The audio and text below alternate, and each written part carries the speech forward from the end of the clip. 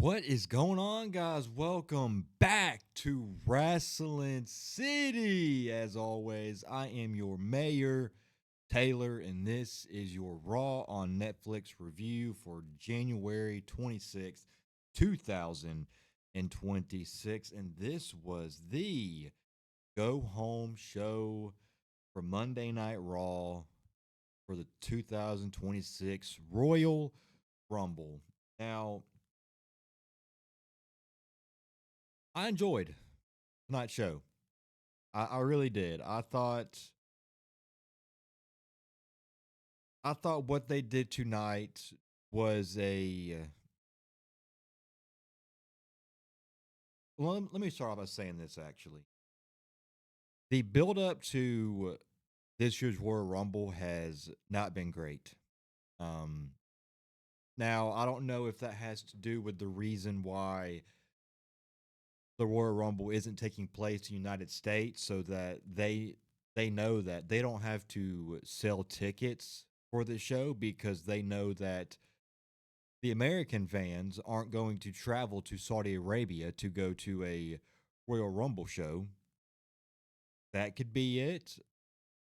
It could be because it is in Saudi Arabia and they gave WWE a boatload of money to host this event. So they thought, well, they gave us our money, so we're just gonna give him a Royal Rumble, not really put much thought into the build up going into the Royal Rumble, and we're just gonna have the Royal Rumble. I mean, you got the 30 men, 30 woman Royal Rumble matches. I mean, what else do you really need? Because we already know that these fans they're gonna show up for the Royal Rumble regardless. I mean, it is the Royal Rumble; it's one of the biggest shows of the year. We already know these fans are gonna show up. We don't really have to. We don't really have to do anything to get them more invested into the show. It's the Royal Rumble. These people are going to show up, and you're right. We are going to watch the show, but we need a reason as to why we're going to watch the show. But I will say what they have done the last 2 weeks, maybe week and a half or last week, they've got me more interested than I was 3 weeks ago about the Royal Rumble. So I like what they've done with Cody Rhodes and Jacob Fatu. I think that's going to be a very interesting aspect of the Royal Rumble match. I'm very looking forward to what they do instead of that Royal Rumble match. And then what we got tonight, because we know we've got the 30 men, 30 woman Royal Rumble matches. You've got AJ Styles. Will the Royal Rumble be his final match? Will he have his final match inside a WWE ring at the Royal Rumble? And you've got Drew McIntyre. He's defending his WWE Championship against Sami Zayn. Will Sami Zayn finally beat Drew McIntyre while also finally winning a world title? Because he's 0-11. Now this match didn't get announced until just 2 days ago, so they're really going to have to do something on Friday to make this match more meaningful. But you do have the fact that Sami Zayn is 0-11. Drew McIntyre and Sami Zayn have fought 11 times, and Drew McIntyre has won all 11 of those matches. So will Sami Zayn be able to get the job done at the Royal Rumble?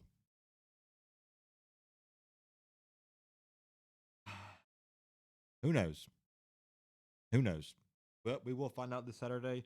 And I'm not. I was going to give a prediction, but me and Ryler are making a predictions video for the Royal Rumble this weekend. We haven't decided when we are going to record that video. It'll either be uploaded to our YouTube channel either Wednesday or Thursday. So be on the lookout for that. Go ahead and hit that subscribe button and then hit that bell, turn on notifications so you do get notified when we do upload our 2026 Royal Rumble predictions. So, but like I said at the top, tonight's show I thought was a it was a decent show. It wasn't bad. It wasn't mind blowing, but I I enjoyed myself watching tonight's show, and I gotta say, man, WWE in January this year is is better than what we saw in 2025. I'm just going to go ahead and say it. I think they've done a very good job. And I think that has a lot to do with, with this AJ Styles Gunther thing going on, Drew McIntyre winning the WWE Championship. We got some, we got a wrench thrown in the gears with that one. And this whole thing with Cody Rhodes and Jacob Fatu. All these names coming up. You had Trick Williams coming up. It's been a really solid January and a really good first month for WWE in January in 2026. I'm just hoping that they can keep things going for the next 11 months that we've got. So fingers crossed that they do that. But let's go ahead and get into this Monday Night Raw. I'm gonna try to for these reviews for Raw and SmackDown. I didn't do a SmackDown reviews because honestly, SmackDown was just boring. It was lifeless. I rarely paid attention to what was going on. I did watch Saturday night's main event, but the show was like so predictable. It was a good show. Don't get me wrong. It was probably the best Saturday night's main event that they have produced since they brought the show back in 2024. But I don't know. I was just chilling, playing some college football 26, and I was just doing my own thing. But with these reviews, I'm going to try to go more in detail, kind of like what Solo Monster, Jason, and JD do on their channels. Just to make it longer, because I feel like that's what helps get the views up and retention and stuff like that. So I'm not going to go 2 hours, but I'm going to go more into detail on these shows, go over everything that happened, and then just give my thoughts every now and then. So let's start off with the top here. We had AJ Styles. He kicked things off tonight. So he makes his entrance and gets on the mic. He greets the crowd and says there's a man in the back who would claim that it is the last time he'll do it, meaning that he came out, he welcomed everybody to Monday Night Raw, and he's claimed that this will be the last time he'll do it. And Gunther claims he's going to end AJ's WWE career at the Royal Rumble. That's his plans, but Styles says he's not going anywhere. He's made it clear. He hasn't hidden it. 2026 is the year AJ Styles retires.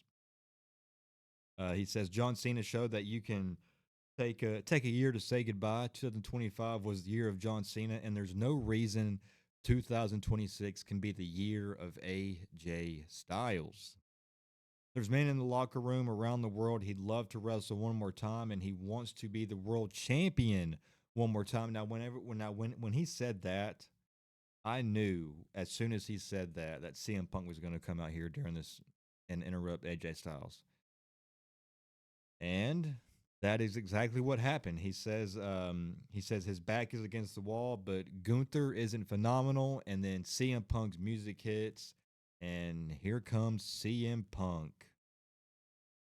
CM Punk says they've been friends and they've been enemies, but here in 2026, there's nothing but respect between them, and he has to ask now, what are you doing? What are you doing? Putting your career on the line against Gunther when guys like them still have gas in the tank and moments to make. He makes his case and says if AJ loses, that means they never get to have a match in a WWE ring. And I like how throughout this whole segment, CM Punk was acting clueless because as soon as he said that, the fans were chanting, you know, have a match tonight or something like that. They were chanting something like match tonight. I think that's what they were chanting. And CM Punk, every time he would make a remark like that, he'd look around like, "Really? You guys want a match tonight, huh? Interesting." I just liked how he was doing that throughout this show, throughout this segment. AJ says he knows he can beat Gunther and he knows he can beat CM Punk. And CM Punk reiterates that if he loses Saturday, then they can't ever fight again. There he is playing clueless again. Styles pitches a match tonight where if he beats Punk tonight and then he beats Gunther on Saturday, he gets to be the number one contender for the World Heavyweight Championship. Punk says he won the title November 1st and said he was going to be a fighting champion. And if they do it here tonight in Toronto, it's going to be for the belt. Punk reiterates the title match, and he and AJ shake on it. And there you have it.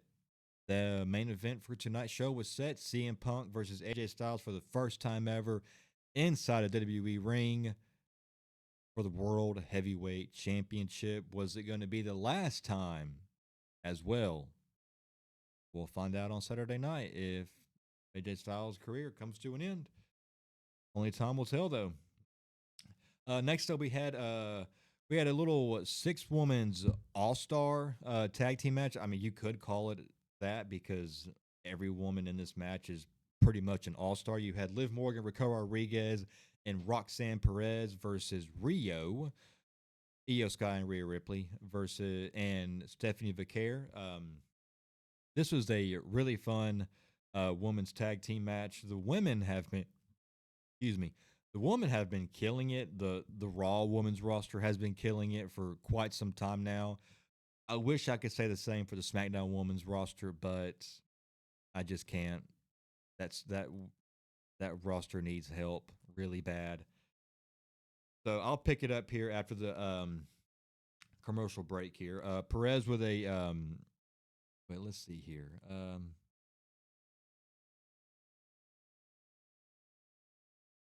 I'll pick it up here. So Roxanne, she runs in, Pop Rock's reversed, single knee face breaker into a lariat, super kick to Raquel, charging in, back body drop to the apron, elbow on the charge. Rhea went up top, missile drop kick takes Rodriguez out. Liv with a front kick, Ripley with an elbow pump handle. Morgan floats over with a back elbow, sends her into the corner, boot up, double jump, tornado DDT connects on Rhea Ripley. And I must say that Rhea Ripley, nobody sells a DDT better than Rhea Ripley. The this little tornado DDT that Liv Morgan did to Rhea Ripley here, I thought it was perfect. And then the sell that Rhea Ripley did was just it was great. I mean, Rhea Ripley, when it comes to selling a DDT, nobody does it better than Rhea Ripley. Um, then we had a little La Mystica from Perez, Vaquer with a soul food, and then Raquel with a pump kick. Vaquer slips out to the apron and low bridges her to the floor. And then Stephanie Vaquer gets up top. She kind of slipped a little bit going up to the top rope, but was able to gather herself quickly and then hits a diving crossbody onto Raquel Rodriguez on the outside. Liv goes for the Oblivion, but it is blocked. Perez with the blind tag and a chop block to Rhea off the ropes with a La Mystica. Rhea catches the code breaker and Io missile drop kicks Liv out of the ring, hoisting Roxanne up for the Riptide, and then Rhea and Io and Stephanie Vaquer get the win, and then that was that. Like I said, a very, very fun little six women's tag team match here. So we got a little recap of CM Punk defending his world title against Finn Balor last week, and then we go backstage, and then Finn Balor actually runs into CM Punk here and says he's been thinking about what happened last week. He wanted to be champion, but things didn't go to plan. But even though he didn't win, CM Punk was part of the most memorable night of his career and gave him his flowers. And with the emotions flowing, Finn didn't return them, but he will now, and he thanks Punk. CM Punk says it takes two to tango, and he's not the best in the world unless he beats the best in the world. And Finn is one of the best in the world. No lies told there.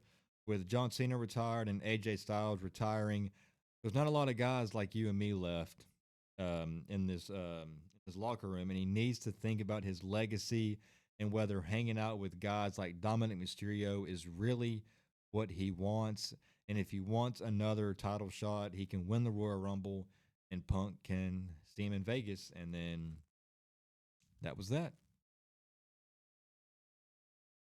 Next up, we had a. Now there was actually back to this segment. So they are they're really planting these seeds for a Judgment Day split up. And I know they've been planting these seeds for quite a long time now. I mean, it's been almost we're going almost on 2 years since they've been planting these seeds, and I really think that I think they need to split up before WrestleMania, because Finn Balor he won't be challenging for the world title anytime soon. I don't know after what happened later on in the show, things might change, but what I want to see is I want to see Finn Balor go back to a baby face and challenge Dom Mysterio for the Intercontinental Championship. And when I saw this segment here, that's what I really thought. Okay, I think they're about to go all in on the Judgment Day splitting up. And after what we saw in the main event, I'm not so sure. I mean, I don't know. Next up, we had Paul Heyman and the Vision. They make their way down to the ring to meet with Adam Pierce regarding Braun Breaker. Get a little drink here.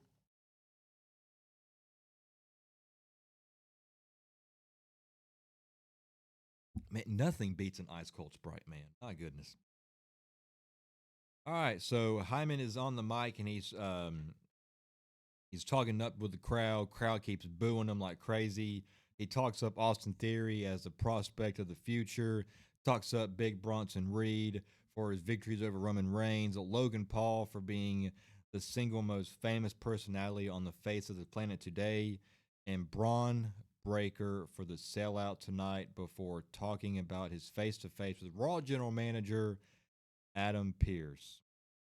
So before Adam Pierce came out, we Heyman starts rolling some footage of Pierce putting his hands on Braun Breaker 2 weeks ago and planting the brass knuckles during the 6-man tag team match last week that the Vision had with Dragon Lee, Rey Mysterio, and Penta. And then out comes Adam Pierce and Paul Heyman. He tells the crowd to please welcome Adam Pierce to the ring with middle fingers and boos. And of course, Logan Paul was in the ring doing the thumbs down. And there was that. I actually saw a fan in the front row doing two middle fingers up at Paul Heyman. I mean, at Adam Pierce. So that one fan understood the assignment. Pierce says he's not out here for excuses to apologize for wearing his heart on his sleeve, but he can admit things got out of hand, and he's man enough to admit that that happened is that he put his hands on Breaker first, and for that he apologizes and pledges that it will not happen again. Heyman speaks, but then Adam cuts him off, saying he knows he wants Braun's suspension lifted and him to be in the Royal Rumble, but he's already filed all that paperwork. What else do you want? Heyman says he drives a hard bargain, but it's a deal and extends his hand. Pierce says he drives such a hard bargain that he'll go a step further, and the entire Vision is in the Royal Rumble.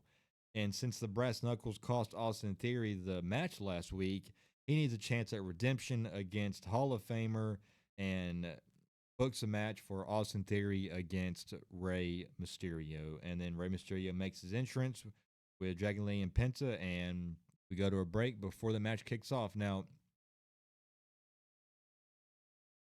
I was expecting a lot more from this segment. Um,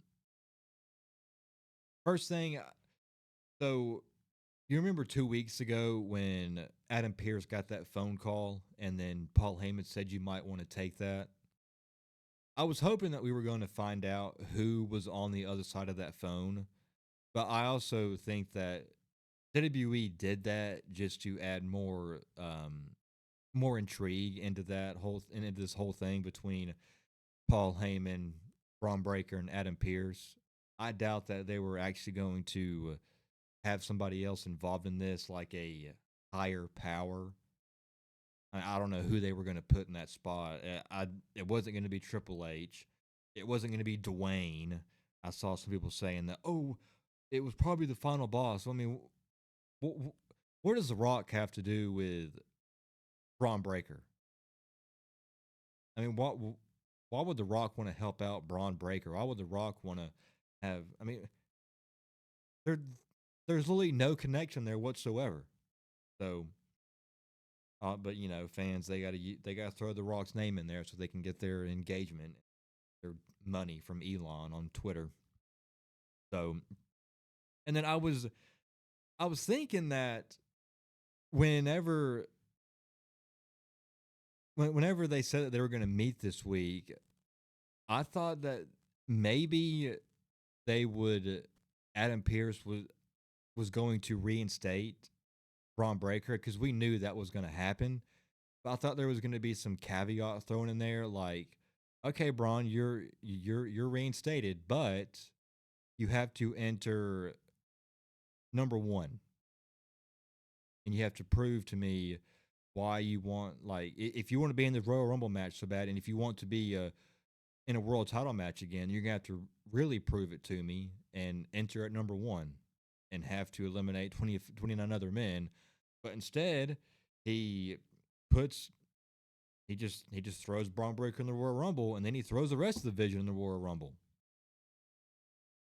So I don't know. I was just expecting a little bit more out of that segment. I mean, it was still a fine segment. Adam Pierce has played his role really well these last 3 weeks. Tonight it wasn't as good as what he's done the last 2 weeks, but you know, it is what it is, I guess. Rey Mysterio and Austin Theory. Now, Austin Theory did pick up the win here. I don't know. So I didn't catch this live, but I think it was after the match. Whenever, because after the match, Austin Theory did pick up the win, and then after the match, the Vision they attacked all of them. Braun Breaker, Spear, Dragon Lee, Logan Paul went up top for a frog splash. Then Braun Breaker hit a spear on Penta, and then Bronson dragged Penta to the corner with a tsunami, and they hit another spear. And I think while all this was going on, um, Ray was kind of like laid out on the apron, and then the referee for that match was checking on Ray and looked over at the timekeepers area, and then did that, threw up the X. And usually when a ref throws up the X, that means all right, this guy can't go no more. He's hurt or something. I'm praying to God that Rey Mysterio is actually not hurt because he just came back. Not man, I don't want to say it, but dude, if Ray's getting hurt this much, I mean, how many injuries is this for him? Because what did he hurt? I think he hurt his knee last time. If it's another knee injury, man, he might, because I think he's had several knee injuries throughout his career. And he's had a bunch of surgeries done on his knee, and if it's another knee injury, then Ray might need to hang it up because if he keeps going and he keeps hurting himself, then he ain't gonna have a very great career after that. Because I mean, I don't want him to be in a wheelchair for the rest of his life. So But who, man, that I just hate that for him. Rey Mysterio is one of the. I mean, he's a legend, and it just sucks that it just sucks that it's hard for him to stay healthy. So best wishes, and I'm hoping that it's nothing too bad for him. It just very unfortunate for a guy like Rey Mysterio, man. So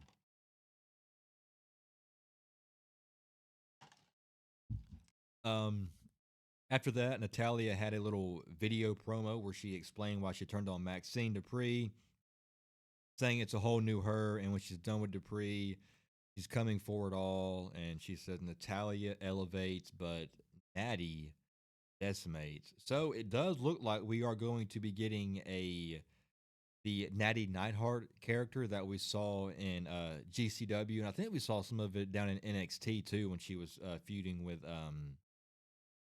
who was that lady from NXT? I think it was Lola Vice. That may be who it was.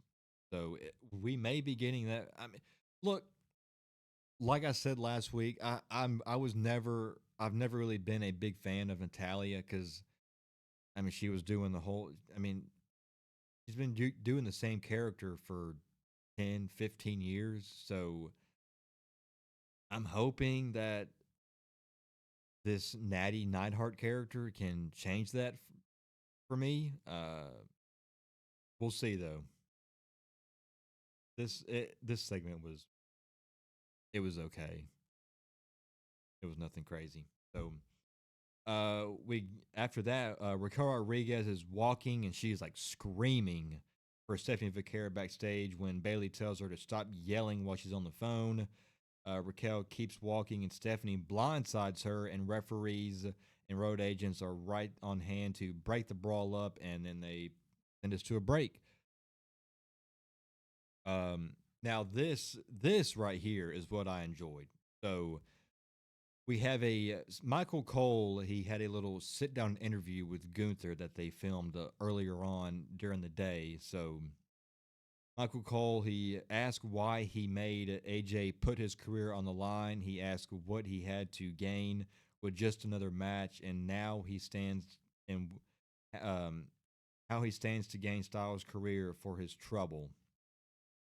Further, he's okay. This so many typos. So Gunther says he's sick and tired of all these old timers out saying they're welcome, chasing moments and that belonged to him. Bill Goldberg was chasing another moment, and he took that away. John Cena chased moments for a whole year, and now what will they talk about? How he made him tap out in his last match. And for AJ, he's not interested in this fairy tale retirement tour, farewell tour, whatever you want to call it. Taking moments that rightfully belong to him. Speaking of old timers, Gunther jokingly asked Michael Cole. He said, "Michael Cole, you fit in in this category now," and ask how long he plans to stick around and chase that moment. And he says, "Funny part is that he could kick that chair out from underneath you right now and end your career now, but he wants to hear him call the match at the Royal Rumble and hear him say the career of the phenomenal one AJ Styles is over." And he's just laughing, saying it's going to be great. And then I enjoyed that segment so much. Gunther, I don't get how these people come on social media and say Gunther is not a good talker.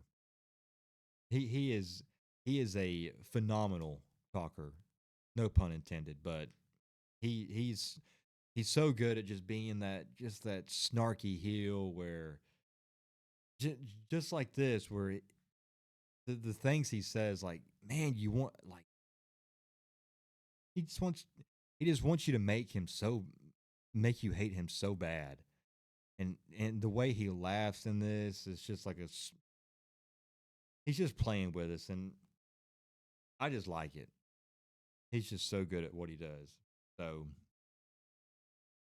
We get back from a commercial break, and then Adam Pierce tells somebody on the phone things are great and that things are under control. I wonder who he was on the phone with. We probably won't find out. Like we haven't found out who he was on the phone with from 2 weeks ago.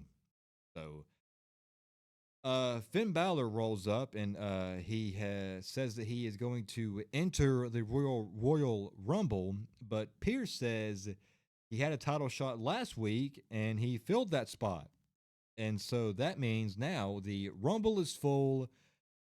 Finn says there's no Rumble without him. Adam says all he can do is apologize, and Balor says that isn't over. It's funny to me because I think it was like right before this, during the commercial break, Javon Evans was cutting a promo in the crowd, and he declared for the Royal Rumble.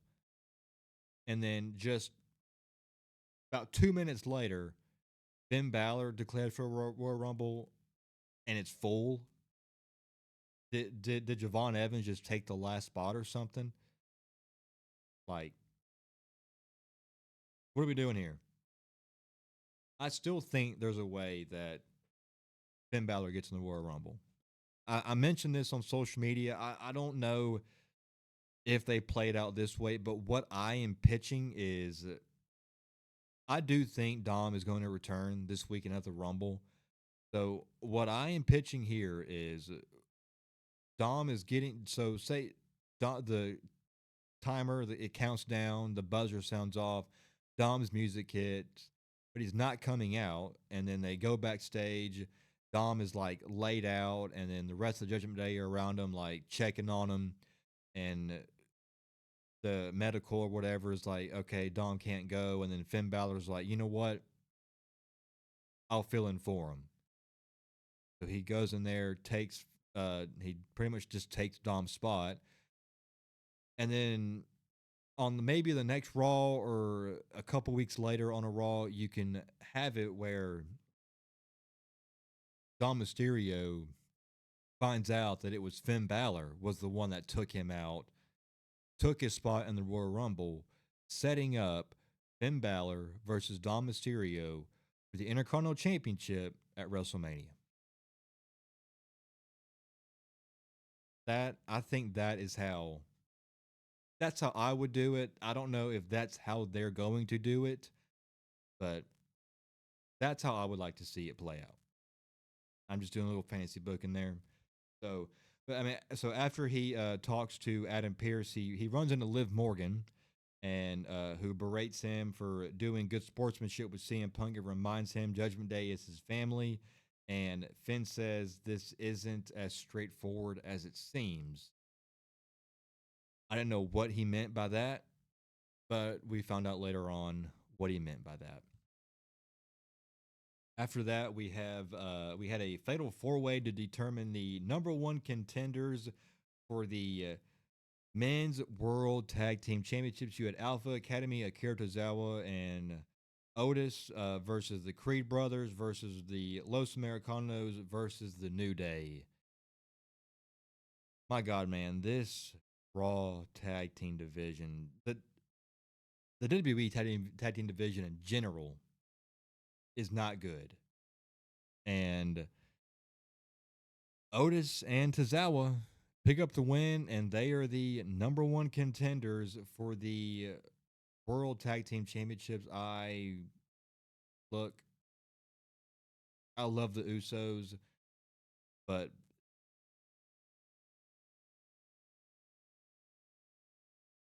everybody rushed whenever the Usos won the titles. They rushed and said, "Oh my goodness, tag team wrestling is saved." No, it's not. No, it is not, because now we have Alpha Academy. We have Otis and Tozawa. Is that really the best you could come up with to challenge for the World Tag Team titles? The Creed brothers were right there.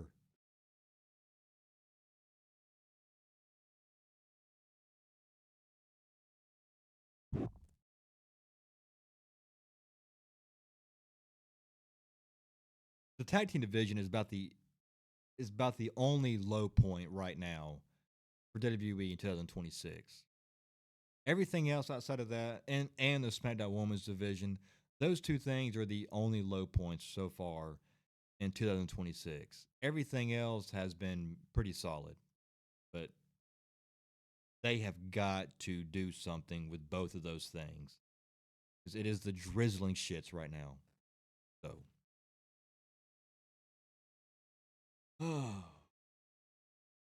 Becky Lynch, she was interviewed backstage. She has declared herself for the women's Royal Rumble. That's great and all. So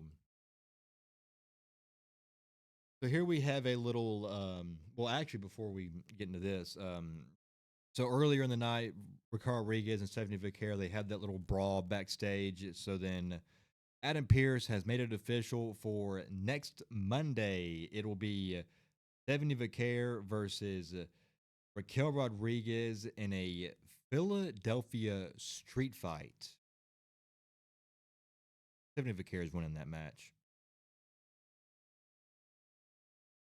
I think what they're doing here is every single member of the Judgment Day so far, when going for a title, has failed. Ricardo Rodriguez is next. So, I mean, Stephanie isn't losing the title to uh, Ricardo Rodriguez. I do think Ricardo Rodriguez, she will be a world champion at some point, just not right now. It just ain't going to happen right now. So, main event time, AJ Styles versus CM Punk for the first and maybe the last time. Depends if AJ Styles can win this Saturday. I'll pick up with this after the commercial break here. So Styles with a corner lariat whip reversed. AJ takes the turnbuckles hard in the sternum, and Punk takes a breather in the aftermath. Swinging neckbreaker keeps pressure on Styles. Rising knee in the corner. Running Bulldog follows it up, and he calls for the go to sleep. Shining Wizard connects with the cover for two, drawing AJ up into a fireman's carry. Styles slips out with a Styles rush off the ropes.